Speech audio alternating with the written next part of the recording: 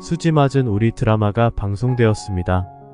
진수지는 최선영이 내민 마당집 생활수칙을 지키는 것이 버거워 다시 방을 알아보려고 했지만 통장에 잔고가 얼마 남지 않은 것을 보고 난감해하는데요. 생활수칙을 지키기로 한 첫날 진나영을 만나러 가느라 아침 식사 자리에 나오지 않은 진수지에게 최선영은 정말 마당집을 나갈 생각이냐며 물었고, 진수지는 그런 것은 아니지만 부동산을 통해 보증금도 없이 월세도 싸게 자신을 세입자로 들인 것을 아는데 밥까지 공짜로 먹을 수 없다고 말하였고, 최선영은 진수지에게 하루 7시간 시급 15,000원의 조건으로 마당집 주방 보조 알바를 제안하게 되었습니다. 통장 잔고에 20여만원 밖에 남아있지 않은 진수지는 선택의 여지가 없었고 최선영을 도와 마당집 장사를 거들기 시작하게 되는데요. 마당집 식구들과 식사하는 것을 불편하게 생각하는 줄 알았던 진수지가 주방 일을 도와주고 있는 모습을 본 채우리는 진수지의 변한 모습에 깜짝 놀랐습니다. 사실 아침에 채우리는 진수지가 진나영을 만나고 있는 장면을 목격하여 두 사람이 자매관계인 것을 처음 알게 되었는데요. 진나영은 한현성을 유혹하기 위해 벽에 한현성의 가족 관계도를 착성해두고 한현성에게 접근하는 다양한 방법들을 구상하여 실천에 옮기고 있던 중이었고, 한현성이 진나영에게서 샌드위치나 양귀비꽃 등 자꾸 받는 것이 부담스럽고 미안하다고 말하자 진나영은 그렇게 미안하면 밥이나 한번 사면 된다라고 말하면서 한현성의 전화번호를 입수하게 되었습니다. 하나하나 자신의 계획대로 되어가고 있다고 생각한 진나영은 뜻밖의 걸려온 장윤자의 전화에 깜짝 놀라게 되는데, 한현성은 자신이 아무리 미안하다고 문자를 수십 통 보내도 답장은커녕 메시지를 읽지도 않는 진수지가 아버지 진장수에게만 연락을 했다는 것에 속이 상하여 혹시 진수지에 관해 소식을 좀 알 수나 있을까 하여 술을 사서 진장수의 집을 찾아갔고, 진수지를 제발 찾아달라고 술에 취해 눈물 짓는 한현성의 모습을 본 장윤자는 차마 눈물 없인 볼 수 없는 애틋한 장면이라면서 아직 진수지와 한현성 사이가 끝난 것이 아니니 수지를 어떻게 찾을 방법이 없겠냐며 진나영에게 물었고, 이에 발끈한 진나영은 한현성을 유혹하려는 계획을 당초 계획했던 것보다 서두르기 시작했습니다. 그래서 일단 진수지에게 전화를 하여 정말 진수지가 한현성과 끝내고 잠적한 것인지 확인해 보려고 하는데요. 진나영의 전화를 받고 약속 장소에 나간 진수지는 명품 옷을 입고 머리 스타일을 바꾼 진나영을 보고 놀랐고, 진나영은 웬일로 진수지에게 그동안 자신이 했던 행동들을 사과하고 나섰습니다. 진나영은 항상 자신의 앞길을 진수지가 막는다고 생각했고 열등감에 쩌들어 진수지를 음해하는 짓을 벌였다고 고백하며 무릎을 꿇으며 용서를 빌었지만, 진수지는 이제 와서 사과한들 진수지의 모든 것이 망가진 이 상황에 무슨 의미가 있겠냐며 너는 이제 내 동생도 아니고 사과를 받을 마음도 용서를 할 마음도 없다고 말했고, 나는 그저 모든 사람들의 기억에서 사라지고 싶다고 하였는데요. 진나영은 나는 분명히 사과를 했고 이제 죄책감은 안 느낄 것이라고 말하고 마지막으로 물어볼 것이 있다면서 진수지와 한현성과의 관계가 끝난 것이 맞냐고 묻게 되었습니다. 진수지는 한현성과 헤어졌다는 말을 진나영에게 하였는데, 진나영은 자신이 듣고 싶었던 대답을 듣게 되어 속으로는 하늘을 날아갈 듯이 기뻐했고, 진나영은 오늘 진수지와 나눈 대화를 사실은 모두 녹음하고 있었던 것입니다.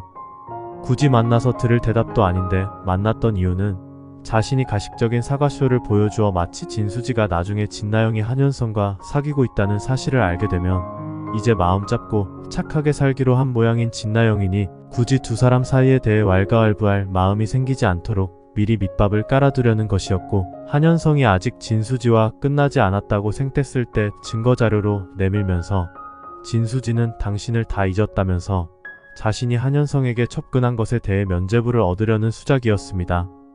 언니의 남자를 동생이 가로챘다는 것이 드러나면 한현성의 부모도 자신을 좋아하지 않을 것이니 자신이 한현성과 만나는 것이 떳떳한 일이었음을 증명하려고 미리 계획을 짠 것이었는데요.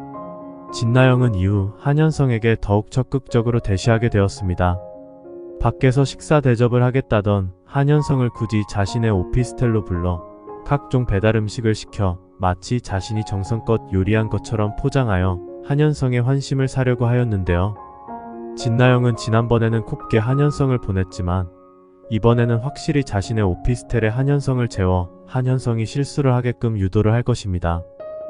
진수지와 진나영이 만나서 얘기하는 장면을 본 채우리는 진수지가 왜 그렇게 진나영의 괴롭힘에도 참아왔는지 그 이유를 알게 되었고, 언니를 궁지로 내몰려는 진나영에 비해 동생의 잘못을 혼자 다 뒤집어쓰고 감당하려 한 진수지의 모습이 상반되어 진수지에게 더욱 애틋한 마음이 되었습니다.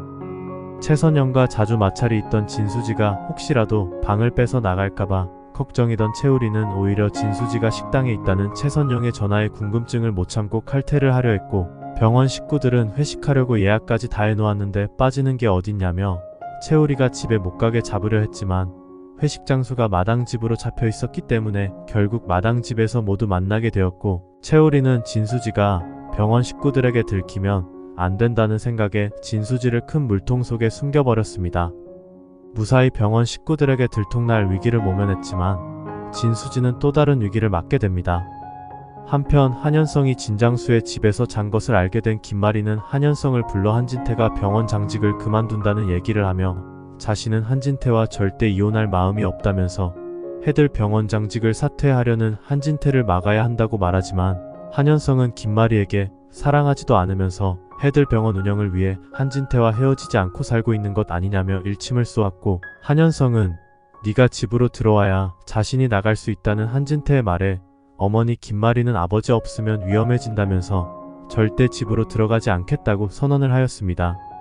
부모님 사이도 좋지 않고 자신도 진수지와 연락이 닿지 않아 잔뜩 스트레스를 받고 있는 한현성은 유일하게 적극적으로 자신의 마음을 이해해주려고 다가서는 진나영에게 경계심이 느슨해질 수밖에 없습니다. 저녁 식사에 초대한 진나영에게 한현성은 혹시 우리가 어디서 본 적이 있는지 낯이 좀 익은 얼굴이라며 의아해했고, 진나영은 고개를 절레절레 흔들며 그럴 리가 있나요?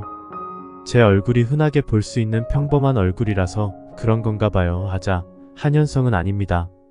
708호님 얼굴 예쁜 얼굴입니다 라며 미안해했고, 자꾸만 자신의 이름을 말해주지 않는 진나영에게 앞으로 계속 마주칠 것 같은데 자꾸 708호라고 부르는 게 예의가 아닌 것 같네요. 이렇게 식사도 초대해 주셨는데 서로 이름은 알아야 하지 않겠어요? 그러자 진나영은 제 이름이 촌스러워서 그래요. 서로 더 친숙해지면 그때 알려드릴게요. 아, 근데 저 아직 이사 온 지 얼마 안 돼서 정리 못한 짐이 많은데 혹시 미니 테이블 조립 좀 해주실래요? 진나영은 한현성과 와인을 마신 후 가구 조립을 부탁하였고, 전등도 교체해줄 수 있겠냐며 부탁을 합니다. 한현성은 와인 몇 잔을 마신 상태이긴 하지만 정신이 말짱하여 도와주겠다고 하였고, 의자에 올라서 전등을 떼어내려고 하는데 술 기운이 살짝 도는 바람에 현기증을 느껴 의자에서 떨어지고 말았고, 진나영과 같이 포옹한 채 침대에 쓰러지게 됩니다. 두 사람은 뜻밖의 상황에 당황해하며 서로 얼굴을 빤히 쳐다보게 되는데요. 술을 마신 진나영의 얼굴이 한현성에게는 순간 너무 예뻐 보여 한현성은 이래선 안 되겠다 싶어 급하게 진나영의 오피스텔을 나옵니다. 도대체 내가 왜 그런 거지? 왜 자꾸 옆집 여자와 엮이는 거야? 한현성은 자신이 한심해 죽을 지경입니다. 한편 진수지는 채우리가 물통 속에 숨겨버려 병원 식구들이 회식을 하는 동안 질식해 죽을 것 같은 위기를 맞게 되는데요.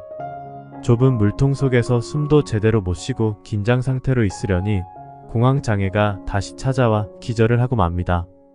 최선영과 채우리는 준비해둔 음식 재료가 냉장고가 고장이나 상해버려 음식을 내놓을 수 없다고 핑계를 만들어 병원 식구들을 일찍 내보내었는데요. 병원 식구들이 모두 돌아가고 난 뒤 물통을 열어보니 진수지는 정신을 잃고 쓰러진 상태였고, 마당집 식구들은 이러다가 사람 하나 잡겠다면서 혼란에 빠집니다. 안 그래도 며칠 먹는 것도 부실하고 밤에 잠도 잘 못 자고 근심에 빠져있던 진수지는 갑자기 마당집 알바까지 시작하여 빈혈도 찾아와 입원을 해야 할 처지에 이르지만, 언론에 노출된 진수지가 마음 편히 입원할 수 있는 병원을 찾기 어려워서 채우리는 겨우 작은 변두리 병원을 찾아 진수지를 입원시키는데, 병원에서는 진수지에게 긴급히 수혈이 필요할 정도로 헤모글로빈 수치가 정상인의 3분의 1밖에 되지 않는 상태라고 말합니다. 수혈을 위해 진수지의 혈액을 채취하여 검사해본 결과 RH-로 확인이 되자 병원에서는 희귀혈액을 보유하고 있지 않다면서 해들병원으로 진수지를 이송할 것을 권유하였는데, 채우리는 진수지가 해들병원에 가기를 원하지 않을 것 같아서 고민하고 있던 중에 최선영은 자신이 RH- 혈액형이라고 채우리에게 알려줍니다. 다행히 진수지는 최선영의 피를 받기로 하는데요. 자신의 피를 받기 위해 누워있는 진수지를 보고 최선영은 눈물이 앞을 가립니다. 도대체 무슨 말 못할 사연이 있길래 가족들에게 자신의 거처를 알리지도 않고 진수지가 이렇게 살고 있나 싶어. 그렇게 힘들면 잠시라도 나한테 기대라며 우리가 이렇게 같이 누워있는 것도 특별한 인연이라면서 마당 집에 사는 동안은 아무 걱정 없이 살게 해주겠다고 속으로 말합니다. 무사히 수혈을 받고 퇴원을 한 진수지는 엄마 생각에 자신이 예전에 찢어버린 사진을 꺼내보며 우리 엄마는 도대체 어디 있는 거야 하며 그리워하는데요. 같은 시각 최선영 역시 자신의 딸 수경이가 진수지처럼 혹시 살다가 수혈받을 일이 생겼을 때 제때 수혈받지 못하고 살면 어쩌나 내가 내 생각만 하고 수경이를 찾는 일을 너무 미뤄온 것을 자책합니다. 최선영은 이제 와서 널 만나겠다는 것 아니야. 내가 무슨 염치로 너한테 엄마라고 나설 수 있겠니? 그냥 먼발치에서 네 얼굴만이라도 보고 싶다. 구하면서 수경의 이름을 부르며 눈물을 흘립니다.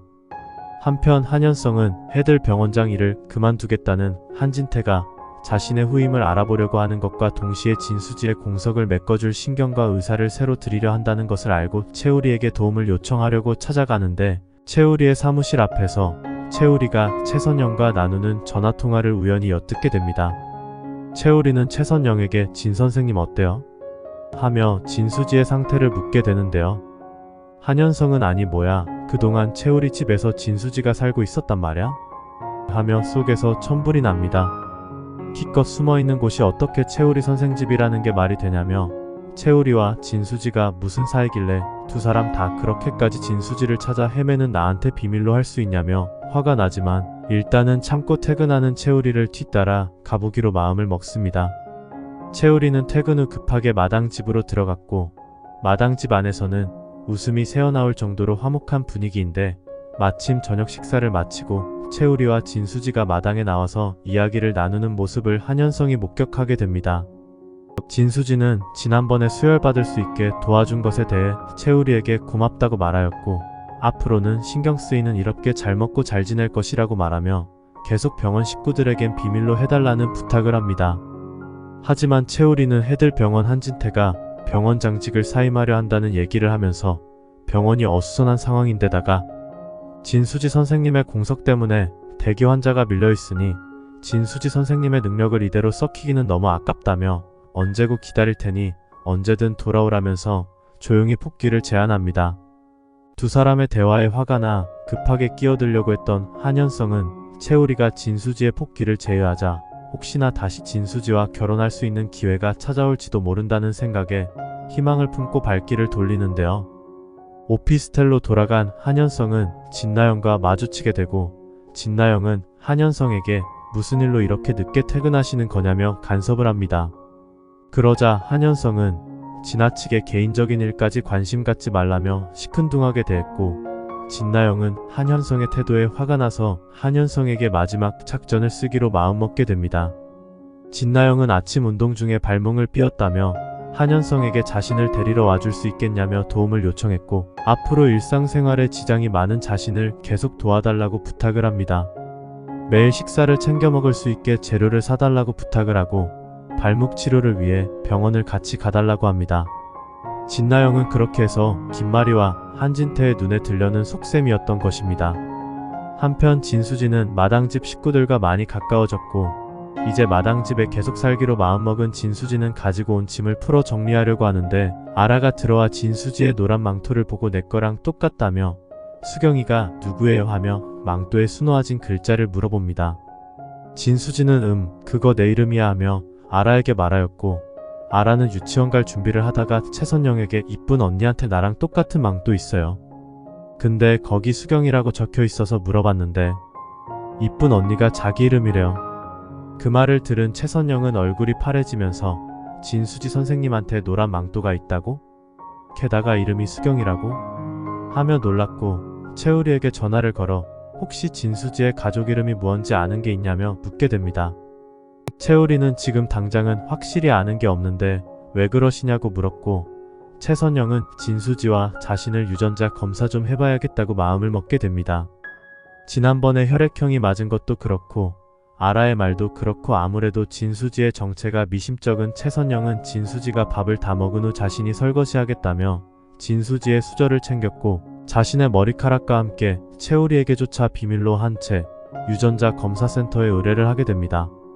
검사 결과 진수지와 최선영은 친자 관계가 성립한다는 것을 알고 최선영은 그 자리에 쓰러져 기절하게 되는데요. 여기까지가 44화 예상 스토리와 결말입니다.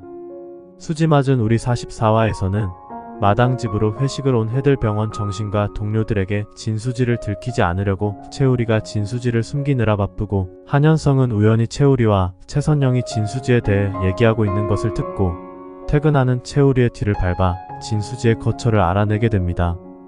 최선영은 자신이 수경이를 그동안 찾기 힘들었던 이유가 진수지의 이름이 바뀐 것 때문이라는 것을 알고 친양자 입양 취소 소송에 박차를 가하게 되는데 두 사람은 유전자 검사를 통해 결국 친자 관계임이 밝혀집니다. 한편 진나영은 진수지가 한현성에게서 마음을 완전히 접은 것을 확인하고 적극적으로 한현성에게 다가가는데 자신이 짜놓은 계획을 하나하나 실행에 옮기면서 한현성이 덫에 걸려 꼼짝 못하게 만듭니다. 시청해주셔서 감사합니다.